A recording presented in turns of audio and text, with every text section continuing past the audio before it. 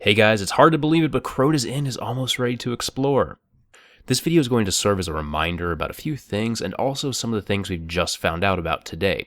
First of all, the footage you're seeing in the background is from Dado's channel. He was at the PlayStation Experience and got a full game of Pantheon and the Cauldron maps, and allowed us to show off his gameplay. He was using the new No Land Beyond exotic primary sniper, which, as he says, probably will need a buff. You can watch the entire game on his channel. Alright, so the first thing I'd like to make sure you're all aware of is the Vault of Glass level 31 mode, or rather, the lack of level 31 difficulty. Luke Smith, the Bungie's lead raid designer, replied to one of our tweets and let us know that our speculation about Vault of Glass level 31 is unfortunately not true. He said there's neither a new level 31 hard Vault of Glass nor a third difficulty for Vault of Glass in the Dark Below. So there's no Vault of Glass 31 mode as we had hoped for. For those wondering why we speculated on this, it's because the level 31 mode is in Destiny's game database, and we thought that this might be a way for the Vault of Glass gear to be improved. If you didn't know, the Vault of Glass armor actually has an entire separate set, complete with item descriptions and all that good stuff, and we thought that this maybe was the updated gear for Crota's Inn, but it doesn't appear that this is the case. So how is Bungie going to update the Vault of Glass? Well, the Tide the Leader podcast, who got to playtest the same new Crota's Inn raid, talked with Deej and Luke Smith, and Luke had this to say.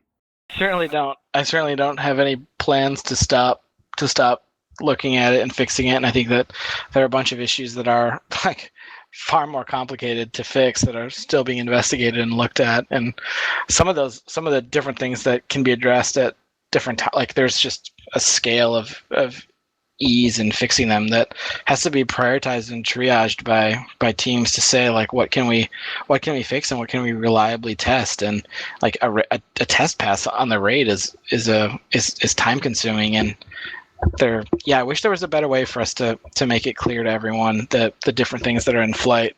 But the other thing is, we don't really deserve or need the sympathy or empathy of the player base, because the player base is, they're within their rights to be frustrated by having to wait for things, and all we can really do is try to communicate where things are at and what we're able to look at and get to. I mean, there's always going to be stuff that we want to keep fixing and looking at, and comparing the way that we've been able to support Destiny versus the way that we've supported something like Halo. I mean, we're learning, and we're we're doing a lot more now than we ever have.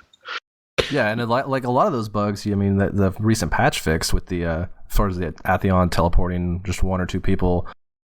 Yeah, that is correct, right? That was in the patch notes. I haven't actually read it. We believe that's fixed.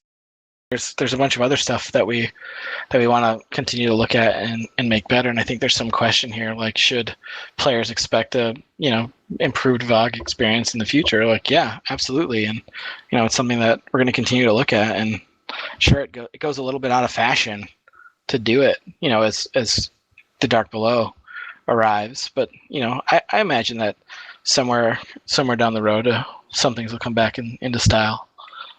History repeats itself, right? Isn't that? I don't know about history repeating itself, but time is a weird thing, and and the Vex certainly do a lot with time. He also said that Blade Dancer will be a more viable class in Crota's End. For some of the people who've asked me about the Arc Hunter and his role in raiding with respect to Season 1, I think in VOG, the Arc Hunters had a really hard time, in part because the fight that they would be best on, we hard countered the Arc Hunter with the Fanatics, and they're not great against floating enemies. Right. I think the Arc Hunters are probably going to have a pretty fun return to form in Crota's End. Whoa. Ooh. Oh, scoop for you guys with the blade dancing. Okay. If you weren't good enough in PvP, you might as well dunk a little bit in PvE. The podcast is only an hour or so, and it's really worth listening to if you've got the time. We have a link to it on our latest article, so you can stream it or download it. Also, as we discussed in our previous video, Deej talked with IGN and talked about Glimmer and Vault Caps, and also discussed the story of Destiny and the Destiny's future. You can find that video on our homepage. Here's a quick snippet of the IGN interview. For Destiny 2, the idea is that, the Guardian that you've created is something that you can bring along with you on that adventure. If you take a look at the way, people have played other games for a long period of time, they've had a relationship with the same character for a very long time. Also on our homepage is everything we're talking about in this video all in one place, so you don't have to go searching for it. Now, as far as fixes go, they have fixed some unspecified bugs in the latest patch, which we assume includes the public event bug. Today's hotfix also increased the challenge levels for the Daily Heroic Story, Weekly Heroic Strike, and Nightfall. In the hotfix notes, they also say that vendors will be equipped with more powerful weapons and gear, and will be available for acquisition by all players, meaning you don't need to purchase the Dark Below to wear the new tower vendor gear. And finally, Paul McCartney released his amazing new song called Hope for the Future. We have a download link for the song on our site, and we've embedded the Destiny-themed music video too.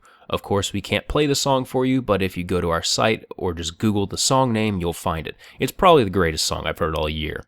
And that is the news roundup for today. Tomorrow we're going to publish our first impressions of Crota's End. Be sure to check out our recent articles if you need help in preparing for the expansion. Thanks for watching, guys. This has been Patrick Casey with Planet Destiny. We're going to be going on a journey again with the next raid, and there's going to be, you guys in the community are going to find a bunch of stuff that we're going to need to keep looking at. I think that there's not going to be a knock the boss off the ledge controversy this time. So, Luke, you said the normal mode for the raid begins at level 30? Yep. Yeah, the raid's going to begin at 30. It's going to give the people who were either blessed by the RNG gods or the people who hit 30 the sort of leg up. I mean, the world first is for a bunch of cases the people have been prepared the previous go, and so it's pretty exciting to me that it begins at 30, and I think that, like I said this weekend, there will be a more predictable way to get your characters into the door for Crota's End, and Vault of Glass isn't going anywhere, so they're more than welcome to keep doing that too. But because the number of drops is so few, it seems overly scarce at times in a bunch of ways. We want to increase the drop chance to make that sort of tinkering and customization element stronger. I'm not going to promise that we get it totally right, but that's the direction we want to go with the raid loot, where you're trying to put a better kit together for your guy, a more optimized kit, and that sort of means getting more pieces at your disposal to sort of choose from.